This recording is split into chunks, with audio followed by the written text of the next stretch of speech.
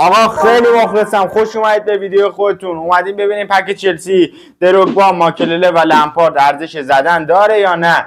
خلاصه میخوام براتون بررسی کنم. اگه خوشتون اومد لایک و ساب کنید، عاشق همتونم. بریم ویدیو رو ببینیم. بله بچه‌ها، همونطور که میبینید پک چلسی هست که ببین دروگباش دیوونه کننده است با ماکللش. یعنی این دوتا واقعا خیلی خفنن. ویژینیور پاس داره، واقعا خفلن و میتونید باهاشون کارو در بیارید. این که دیگه هافک دفاعیتون رو میبنده بچه، خیالتون راحت باشه. به خدا دیگه کسی از هافک دفاعیتون نمیتونه رد شه. و دروگباش که ببین، دروگباش نگم دیگه بچه، یه لحظه بدید من ببینم. دروگباشم فنومال فینیش داره، عرضم به حضورتون اینم داره، همه چی داره. این دروگبا حاجی فوق‌العاده است. یعنی شانس بیارید کسی جلوتون با این تیم نیفته. لمپاردشو من نسبت به اونا، لمپاردش یه ذره ضعیف‌تره. لمپاردشو من نیستم حاجی حقیقت. یعنی اگه اون دوتا رو گرفتید نیاید سر پک لمپارد خرج کنید. به نظرم نمیارزه، لمپاردش به درد نمیخوره و لطفا سر این پک نزنید. اگه لمپارد موند به درد نمیخوره. بچه این پک رو اگه خواستید بزنید ارزششو داره. بخواید مثلا دروگبا رو بگیرید با ماکلله، میدید برای تیمتون میتونید ببندید.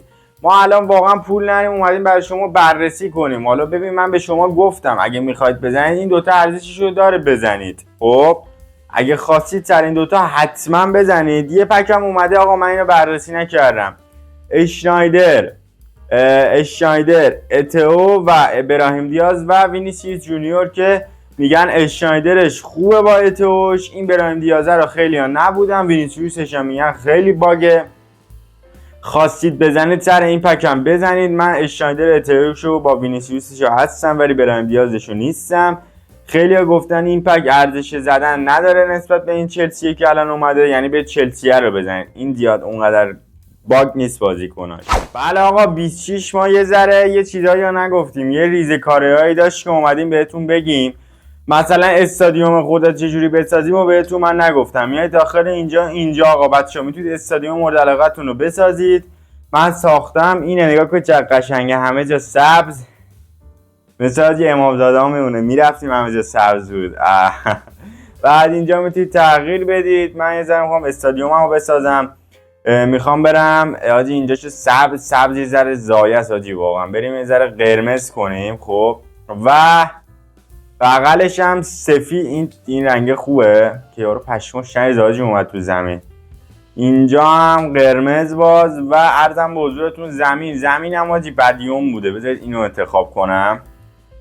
و طول دروازه هم یه ذره زایه است، به نظرم آبی کلش قشنگه.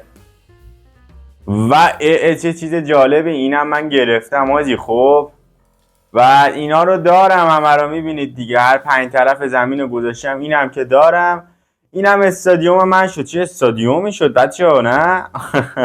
شیک و ساده. اینم میتونید اینجا استادیوم خودتون رو بسازید دیگه. ریزه کاریایی هم که ایسکو رو من تو ویدیو قبلی توضیح دادم، آخر سیزن باید دیویژن 3 باشید با رنگ زیر 1 میلیون. بعد عرضم به حضورتون دیگه چی داریم ما اینجا دیگه آقا. پنالتی ها هم میاد اینجا، هازاردو میگیرید.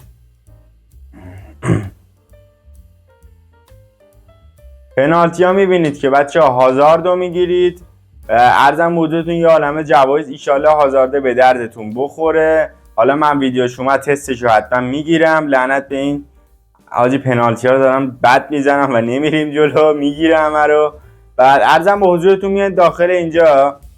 خیلی ها بهم گفتن وسایل ورزشکار رو از کجا بگیریم. میاد داخل اینجا تمام قیمتاش هست، میتونید بگیرید. بچه‌ها به خودتون دارید میبینید 50 تا 100 تا چیزای خوشگلی هم هست. اگه پول داشتید حتما بگیرید، باحال میشه استادیومتون. من اول میگفتم نگیرید چون من پول ندارم و نمیگیرم، ولی اگه شما خیلی دارید دوست دارید ورزشگاهتون رو خوشگل کنید، این راهکارو براتون گذاشتن.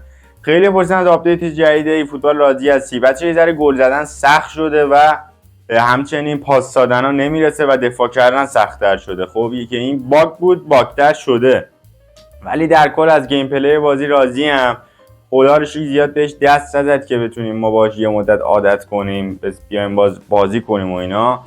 به راحتی همونو بازی میکنیم و از کنامی دوست دارم یه از این چیترها رو نابود کنه که دهنمون رو سرویس کردم. بچه خلاصه اینم از این ویدیو، همه چی رو براتون توضیح دادم. اگه خوشتون اومد یه حمایتی کنید، لایک کنید، ساب کنید. عاشق همتونم دیگه. ویدیو رو بهتره کنید تا ویدیو دیگه. خداحافظ.